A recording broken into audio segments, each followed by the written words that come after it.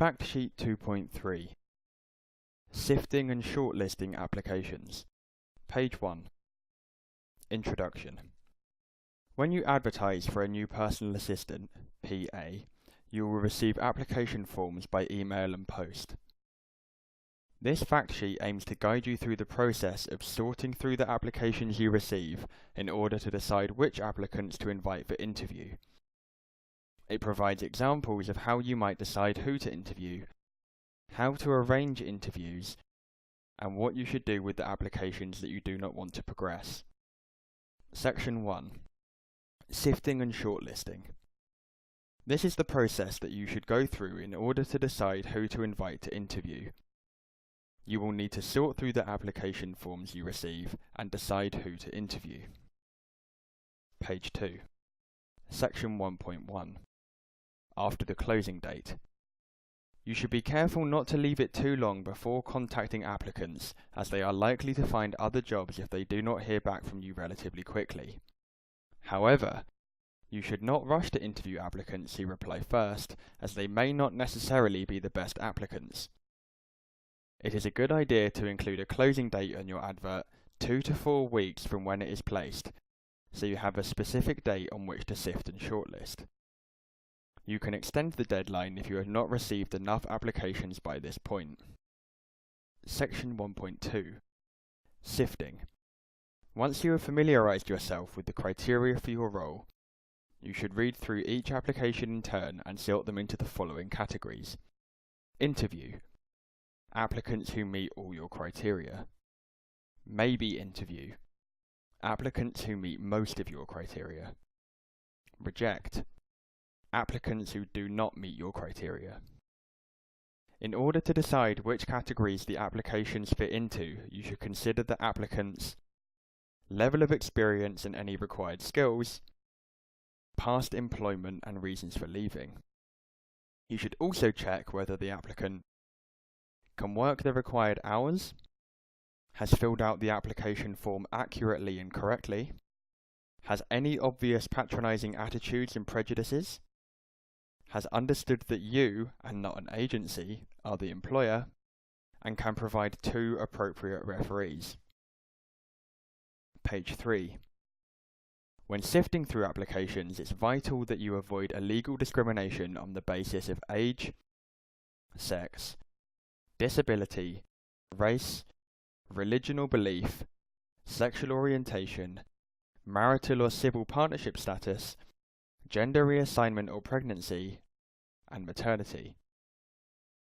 If you do discriminate on the basis of any of these protected characteristics, unless it's a genuine occupational requirement, not only will you be breaking the law, but you may also be ruling out the best person for the job. Section 1.3. Shortlisting. Interviewing can be a tiring and time-consuming process, and for this reason it's best to restrict the number of applicants you wish to interview to a maximum of 5. You should select the 5 applicants who best meet your criteria and move the remaining applications into your maybe interview pile. If you find that you end up with very few applications in your interview pile, you may want to be more flexible about your criteria, and you should look back over the applications you put in your maybe interview pile and consider whether to invite some of those applicants to interview. Section 2. Interviewing. For more detailed information on this topic, please see Interviewing Skills, Support Sheet 2.4, and Example Interview Questions, Support Sheet 2.4a. Section 2.1. Suitable Venues. It's completely up to you where you wish to hold your interviews. However, you should ensure that it's a relatively quiet space where you cannot be overheard and where you will have sufficient space for everyone to feel comfortable. Independent Lives can give you advice on suitable interview venues in your local community. You can of course interview in your own home if you feel comfortable doing so. However, if you do, you should always make sure that you have somebody with you. Page 4. Section 2.2. Contacting people you wish to interview. Once you have arranged a suitable venue and shortlisted applicants for interview, you should contact each applicant a week in advance to let them know the date, location, and time of their interview, and also the specifics of the job that they are being interviewed for. If you are interviewing with someone else, you should also agree this date with them. Section 2.3. Unsuccessful applicants. In addition to contacting applicants that you are inviting for interview, it's also good practice to contact applicants who you have decided not to interview. When people have put time and effort into applying for your job, it's worth taking some time to let them know that their application has been unsuccessful. You never know, next time you need a PA, they might be exactly what you're looking for. But if they have had a bad experience of applying for a PA role, they may not apply again. They may ask for feedback on why you have chosen not to interview them. It's good practice to provide this feedback for them if you feel able to. Section 2.4. Sticking to a schedule.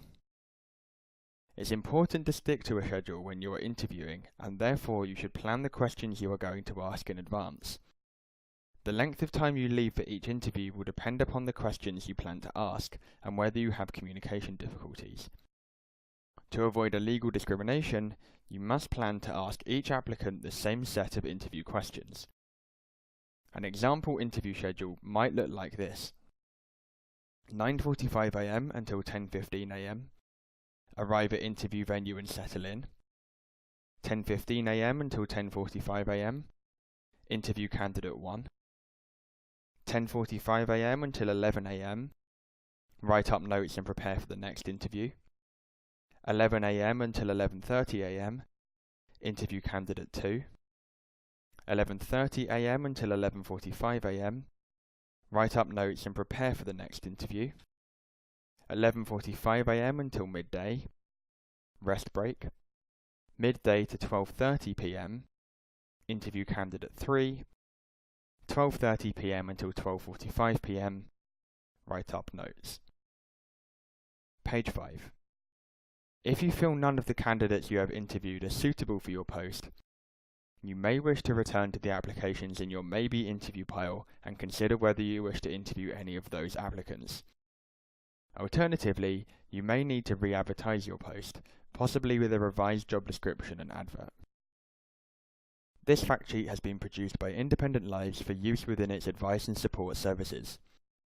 We aim to ensure the information is as up-to-date and accurate as possible, but do be aware some of the content is subject to change.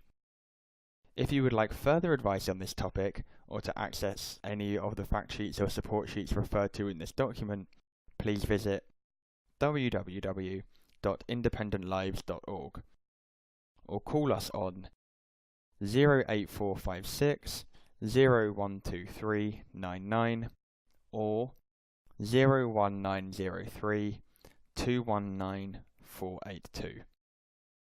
This has been Factsheet 2.3. This fact sheet was last revised on the 7th of the 11th, 2016.